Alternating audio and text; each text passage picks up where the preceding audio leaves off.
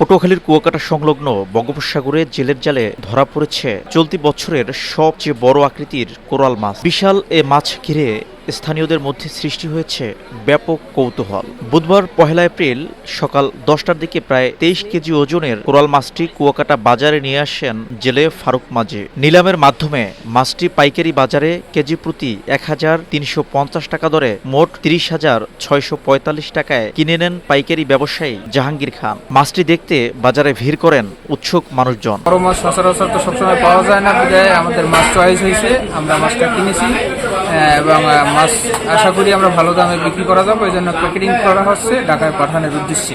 এর আগে গভীর রাতে সুন্দরবন সংলগ্ন সমুদ্রের ৭ নম্বর এলাকায় জাল ফেললে মাছটি ধরা পড়ে বলে জানান জেলে ফারুক মাঝি। বছরের সবচেয়ে বড় মাছ পেয়ে খুশি তিনি। ইলিশের জাল পাচ্ছি, আমি ইলিশের জাল পাইতে ৪টার দিকে টান দিচ্ছি, সেইখানে আমি এই কোরাল মাছটা পাইছি। আমি অনেক খুশি, ভালো দামে বিক্রি করছি।